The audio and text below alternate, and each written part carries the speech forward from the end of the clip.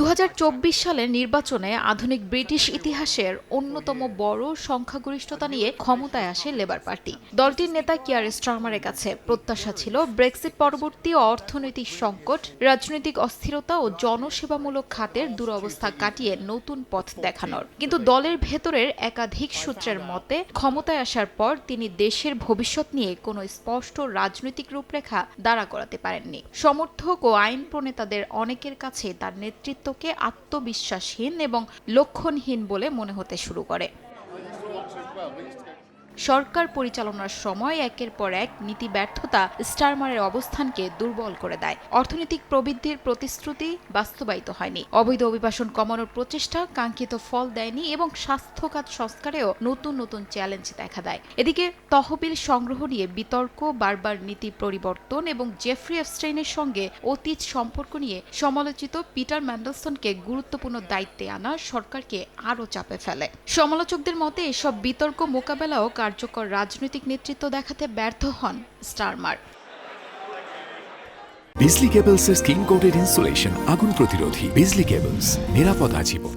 রাজনৈতিক সংকট গভীর হওয়ার সঙ্গে সঙ্গে কিয়ার স্টারমার ব্যক্তিগতভাবে স্ত্রী ভিক্টোরিয়ার পরামর্শের উপর নির্ভরশীল হয়ে পড়েন। স্থানীয় নির্বাচনে লেবার পার্টির হতাশাজনক ফলের পর দলের ভেতরের নেতৃত্ব পরিবর্তনের দাবি জোরালো হতে থাকে। অনেক আইন প্রণেতা আশঙ্কা করতে শুরু করেন ডানপন্থী রিফর্ম ইউকে পার্টির নেতা নাইজেল ফারাজের উত্থান ঠেকাতে বর্তমান নেতৃত্ব যথেষ্ট নয়। দলীয় বিদ্রোহ ও জনপ্রিয়তা হ্রাসের মুখে শেষ পর্যন্ত স্টারমার উপলব্ধি করেন তার অবস্থান আর টেকসই নয়।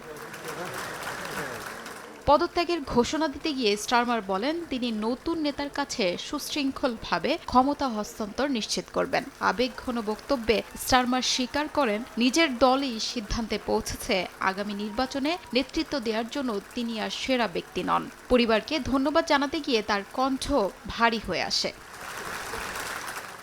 তবে বিশ্লেষকদের মতে আন্তর্জাতিক অঙ্গনে স্টারমারের কিছু সাফল্যও ছিল। ইউক্রেন যুদ্ধ নিয়ে ইউরোপীয় মিত্রদের সঙ্গে সমন্বয়, শান্তি উদ্যোগে নেতৃত্ব এবং ফ্রান্সের প্রেসিডেন্টের সঙ্গে কূটনৈতিক তৎপরতাও তিনি প্রশংসা পেয়েছিলেন। এছাড়াও মার্কিন প্রেসিডেন্ট ডোনাল্ড ট্রাম্পের সঙ্গেও সম্পর্ক শুরুতে ইতিবাচক ছিল, কিন্তু ইরান যুদ্ধ ইস্যুতে যুক্তরাজ্যের অংশগ্রহণে অস্বীকৃতির পর সেই সম্পর্কেও টানাপোড়েন দেখা দেয়। শেষ পর্যন্ত দেশের অভ্যন্তরীণ সংকট, নেতৃত্ব নিয়ে প্রশ্ন এবং জনসমর্থনের অবক্ষয়ই কিয়ার স্টারমারের রাজনৈতিক অধ্যায়ের সমাপ্তি টেনে দেয়। শিউলি রোসা, সময় সংবাদ।